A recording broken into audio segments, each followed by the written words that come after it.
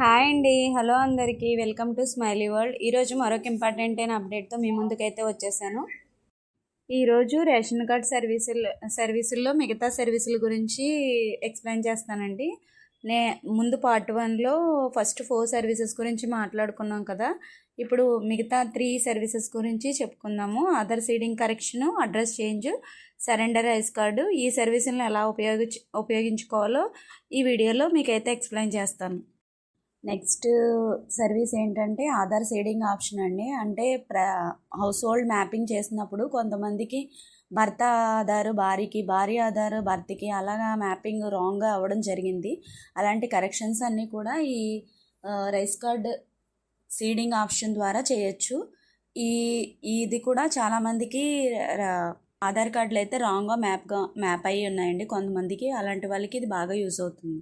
Next వచ్చేసి address change. అంటే ఒకవేళ వేరే ఊర్లో కనుక మీరు సెటిల్ అయ్యి ఉంటే అక్కడే స్థిర నివాసం ఏర్పాటు చేసుకుందాం అంటే కనుక అటువంటి వారికి అడ్రస్ చేంజ్ అనే ఆప్షన్ యూజ్ అవుతుందండి.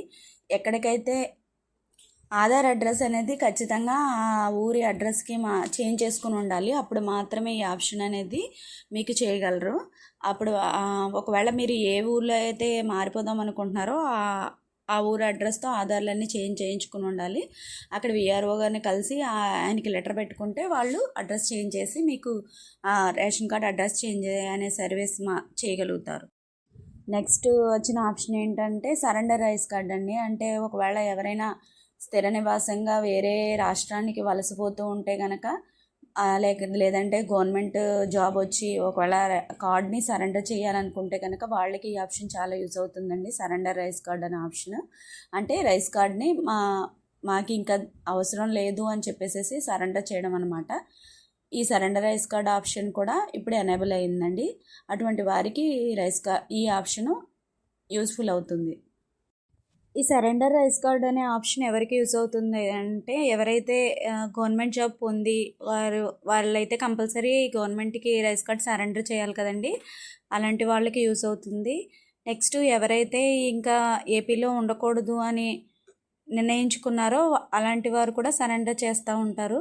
సో ఈ సరెండర్ రైస్ కార్డు చేసిన తర్వాత మళ్ళీ తిరిగి మనం ఏపీలో కనుక రైస్ కార్డు పొందాలనుకుంటే మనం అనర్హులుగా అయిపోతామండి.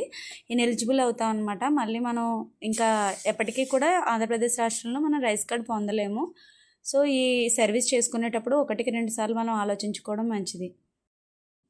ఇవండి రైస్ కార్డు గురించిన 7 రకాల ఆప్షన్స్. అయితే వీటన్నిటిని గురించి మనం ఈ 2 పార్ట్స్లో డిస్కస్ చేసాము.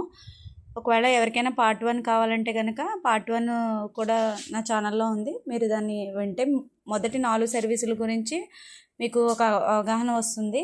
వీటిలో ఏ సర్వీస్ మీరు పొందాలనుకున్నా మీ దగ్గరలోని సచివాలయాన్ని అయితే కాంటాక్ట్ చేసి అక్కడ డిజిటల్ అసిస్టెంట్ వారిని కనుక కాంటాక్ట్ చేస్తే మీరు ఈ సర్వీసుల్ని పొందవచ్చు.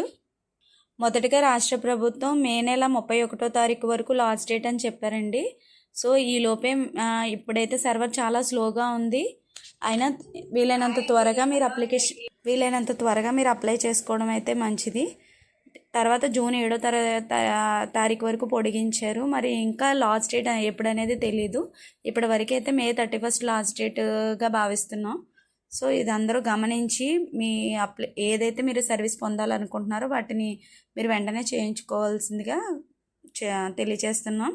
ఈ రేషన్ కార్డ్ సర్వీసులు పొందడానికి ఏ డాక్యుమెంట్స్ని జతపరచాలో అది కూడా మీకు ఇక్కడ యాడ్ చేస్తానండి. ఇదండి మొత్తం 7 రకాల సర్వీసుల్ని పొందడం గురించిన ఇన్ఫర్మేషన్. అయితే ఇప్పటి వరకు నా ఛానల్ని మొదటి నుంచి చివరి వరకు చూసిన వారందరికీ థ్యాంక్ యూ ఫర్ వాచింగ్ అండి.